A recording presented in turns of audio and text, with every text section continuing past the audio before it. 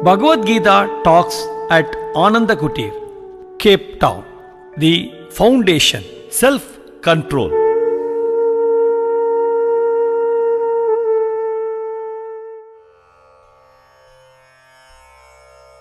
Whatever we categorize in life as a state of happiness is not a state that can be attained by appropriating certain agencies. Happiness is a state which is always there, and as such, it cannot be brought into focus by any methodology that we may apply.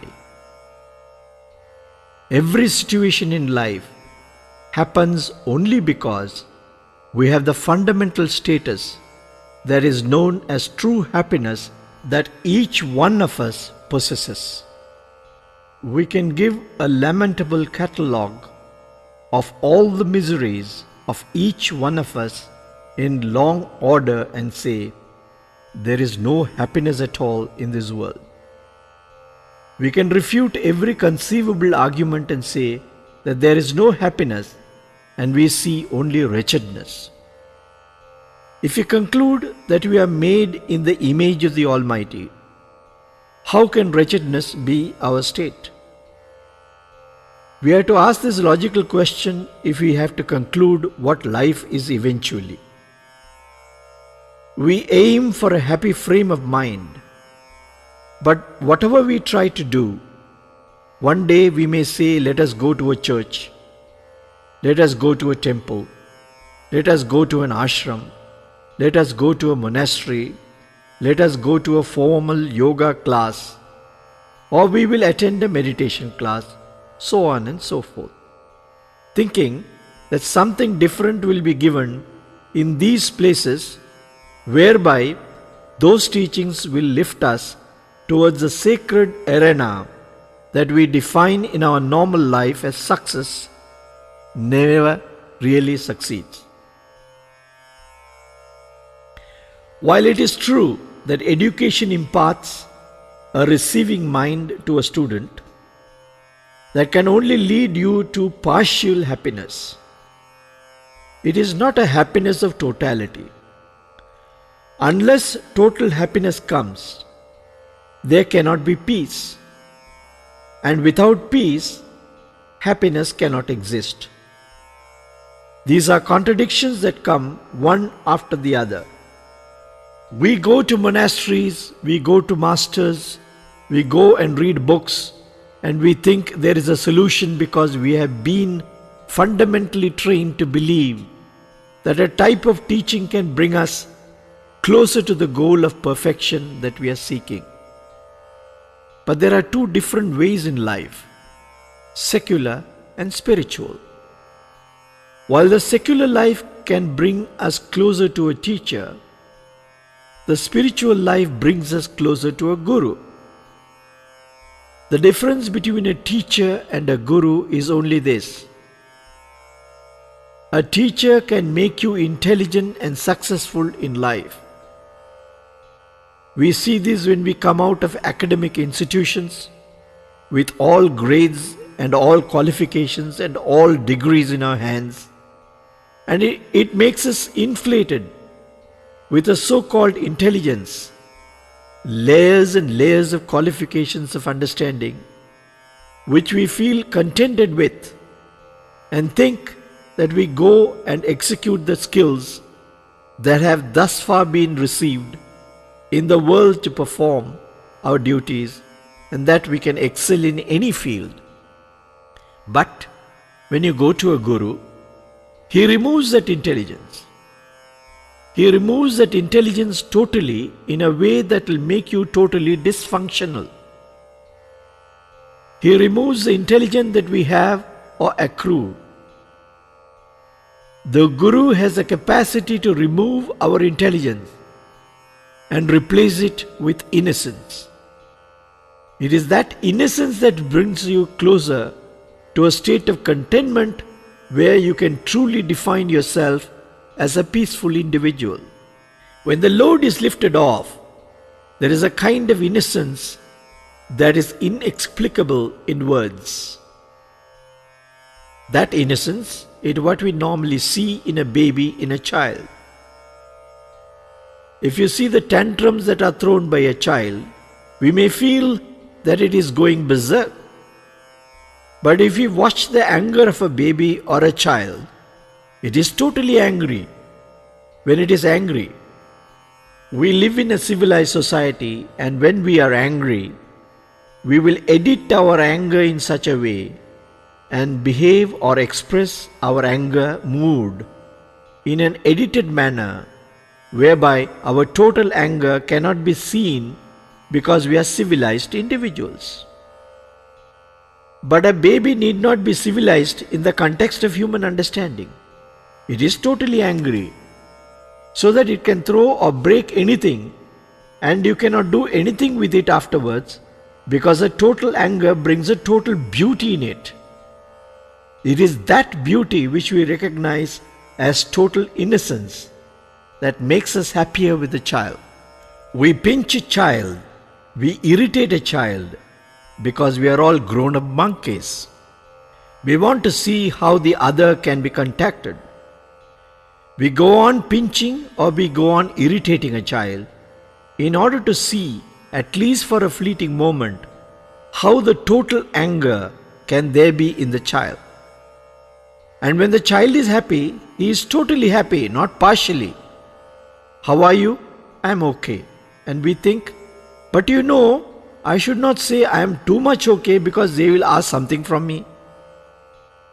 You don't say that. How is business? It's okay. If you say okay, they will ask you for a loan. So it is better not to say that you are really okay. We edit our status. We don't explicitly express our true nature in a given point of time. The more we try to edit our personality, the individuality takes a leap beyond itself. It inflates the ego. To the extent to which the ego is inflated, to that extent there is going to be a state of restlessness. All our attempts in life are nothing but a simple process of eliminating the stress levels that we have. Nothing more, nothing less.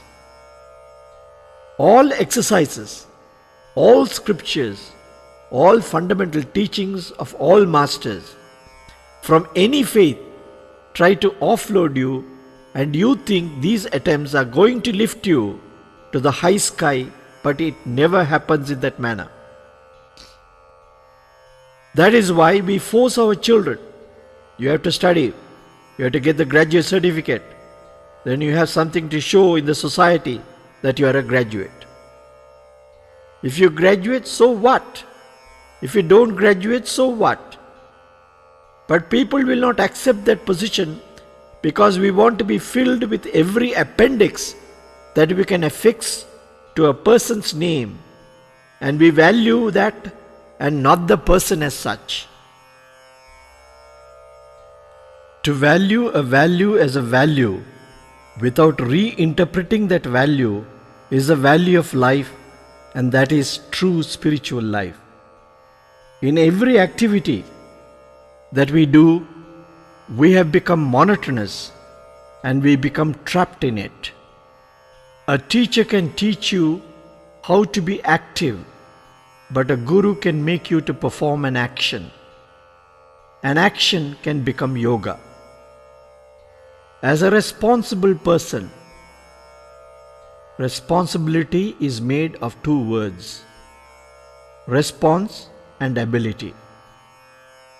You respond because you have a history, you have a particular knowledge, you have a particular understanding of the past.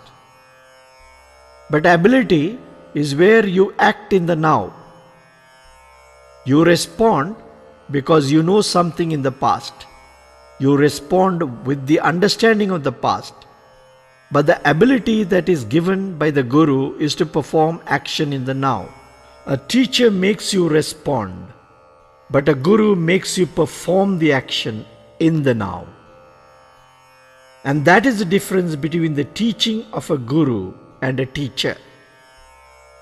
A teacher fills you, but a Guru sucks you out. He takes everything out, and this is something terrible.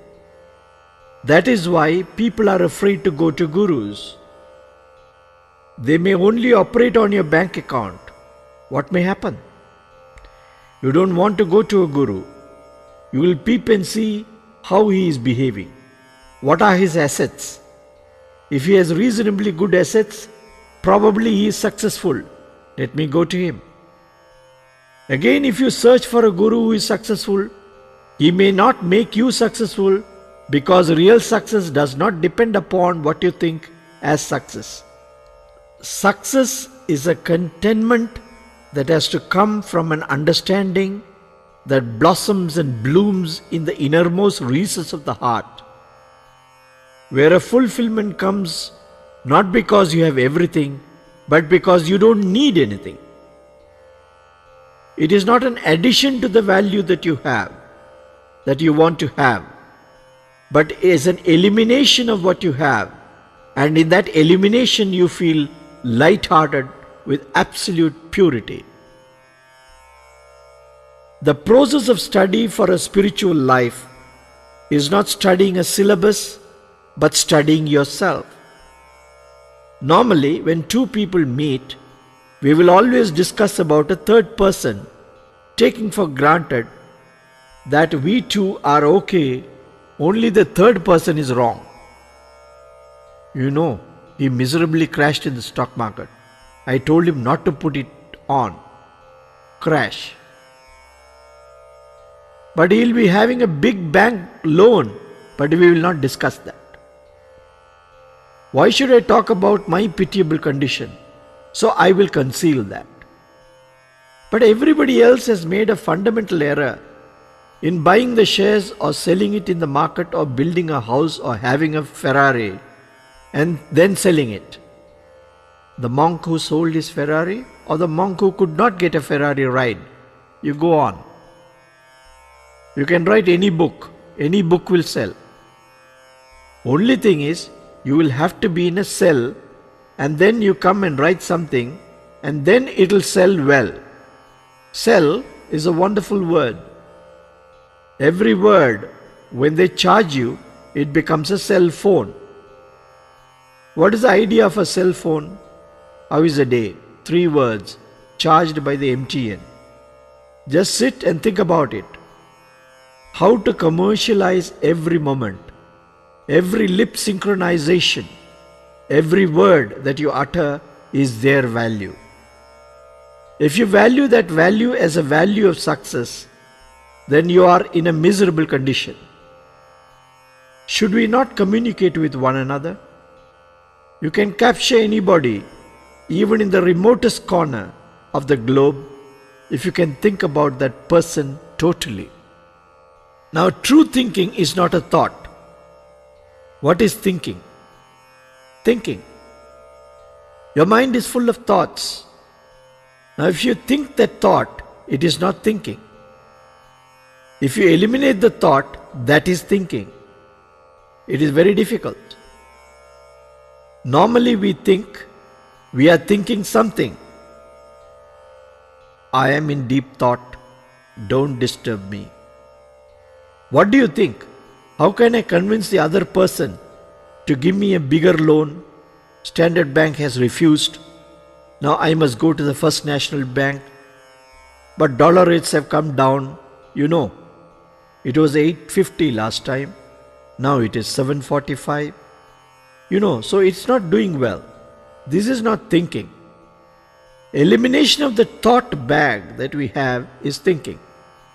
That is literally, to put it in simple terminology, is to apply restraint. When Sanjaya, the great wise minister who was there during the period of Mahabharata, was asked this question by Dhritarashtra prior to the commencement of the war, Sanjaya, who will win the war? He gave an answer. The self-controlled will win the war and the uncontrolled will lose. This is his cryptic reply. Again, Sanjaya was asked by Dhritarashtra when Bhagavan Sri Krishna entered the court of Duryodhana, Who is this man coming? Dhritarashtra was a blind king, so he asked the same question in a different way. Who is coming? The great minister told him, you know, the person who is coming, you can never see. It is a person of understanding only who can integrate with him. This is his answer. What do you understand by these answers given by this wise minister to a king who is asking for a clear-cut answer? He gives these riddles. Why can't you see Sri Krishna? We know him as having one long stick with 8 holes. He goes on singing and dancing with so many gopis. Why can't you see such a person? That is your understanding.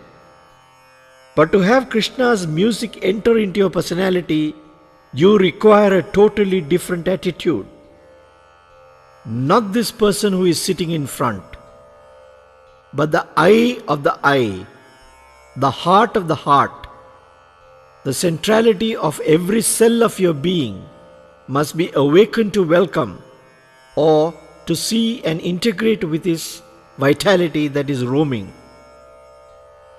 You must be able to translate these understandings of understanding. What is the heart of the heart? Only the physiological heart I know. This man is talking about the heart of the heart. Where is it? Where is the heart? Is the heart in the brain? Is the heart in the hand? What is that? We are talking about the self-food of everything. Now where is the self? Where is the mind? Brain, I know where it is. Heart, I know where it is. I know all the limbs because I have studied physiology. But where is the self? It is the unification of the self that you are talking about. Which self must unite with which self? If you go on asking that question, you will never be in a position to understand what the self-food of personality is about. To understand a person, you must enter the character of the centrality of the person. Then welcome him. You can't welcome, oh, how are you? What is your ID number? That's what the bank teller asks, your ID please. That is not the way to meet a person. To enter the person is the most difficult thing which we don't want to do. We neither want to enter into another person. That's why there are failures all the time in our so-called associations with one another. Nor do we want to enter into our own self. That is why we do not understand who we are. The Murugananda at morning 6 o'clock is different. The Murugananda now is different. Murugananda tomorrow will be different because we change the clothes and we think we are different people. We do not understand what that Murugananda is because we don't want to sit and talk with him. He'll put me in a mental asylum. He is talking to himself. Something is wrong. We seldom want to talk to ourselves. If you want to invite somebody, you must be able to understand that person. You can talk to a stranger, no problem. But the stranger cannot remain as a stranger because a stranger has to become you. Then only the meeting has a meeting point.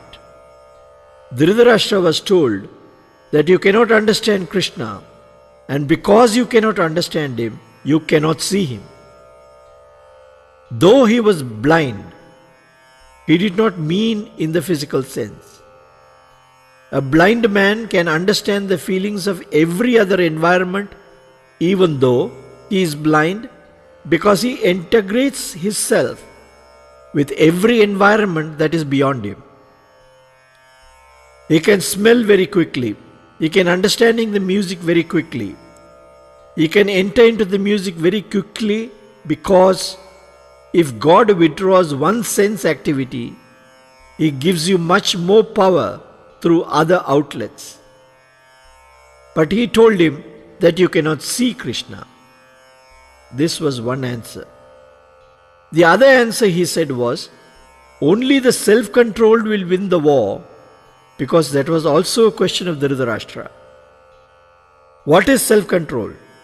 You cannot control yourself. You are not yourself all the time.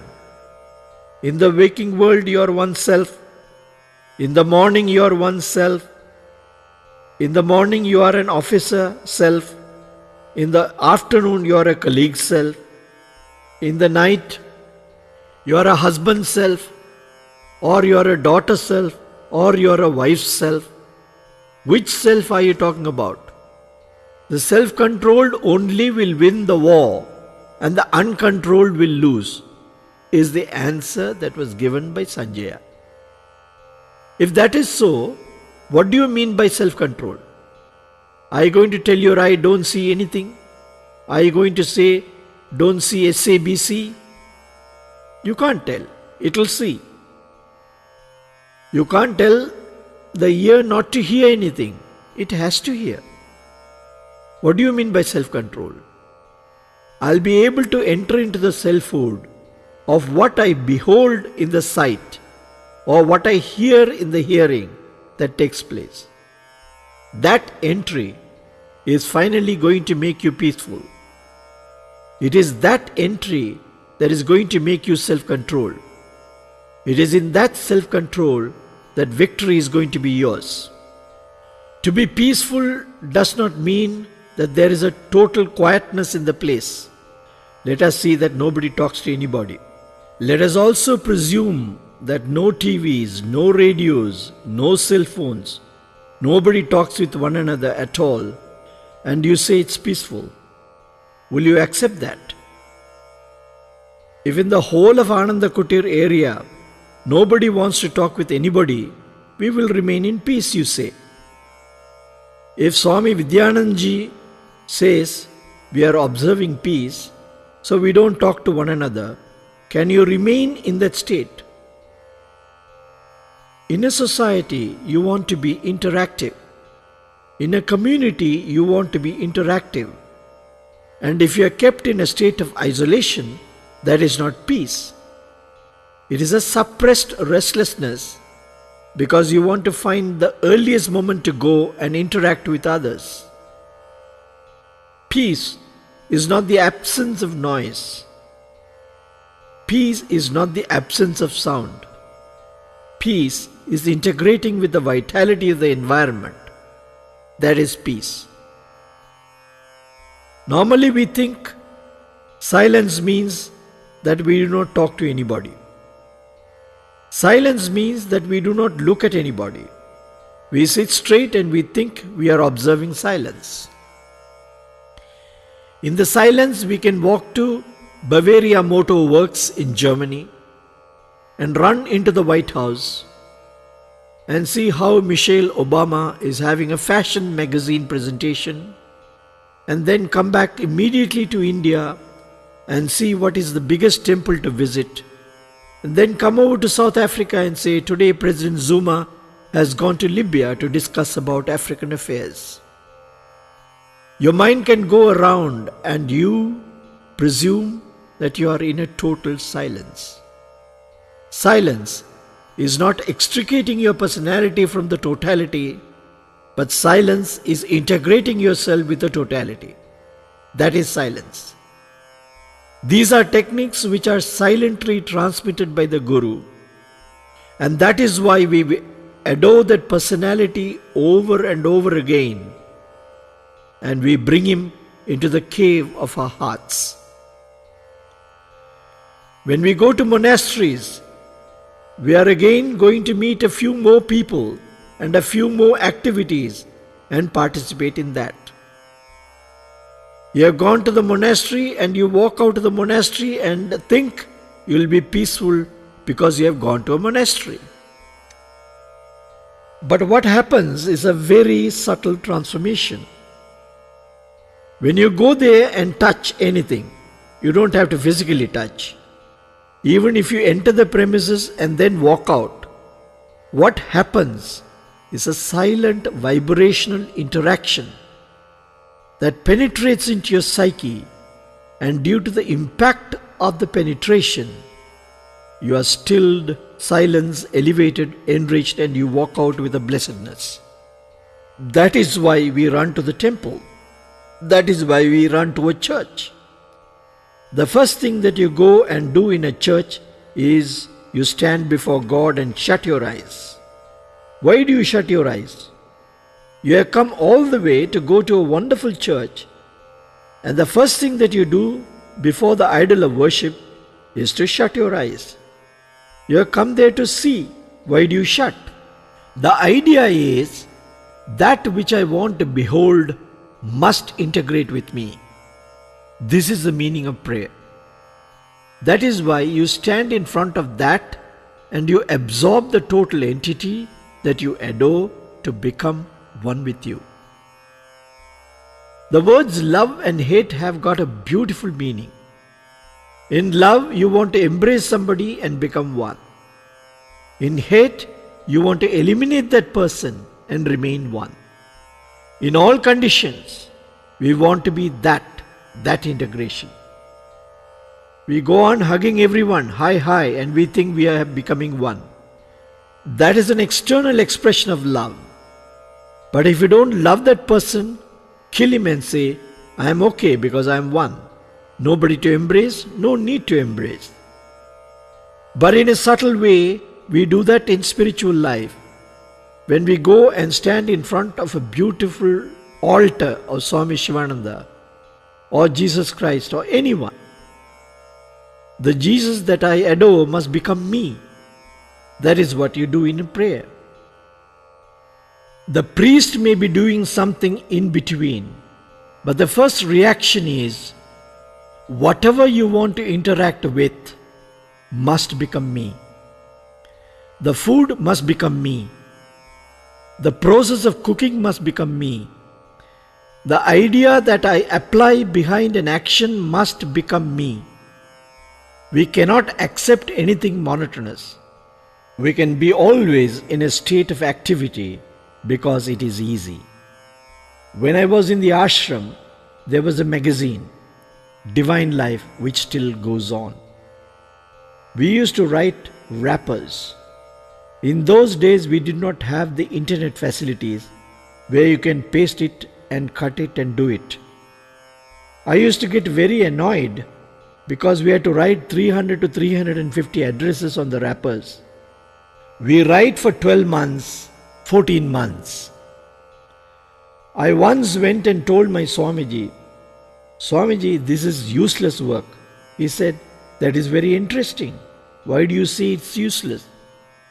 Swamiji, how do you know the person will live for 14 months? Why are you writing 14 wrappers?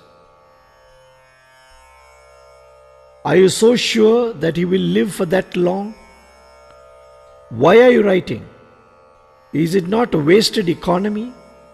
Paper is wasted, time is wasted, ink is wasted. If you can write for 2 months, it's okay.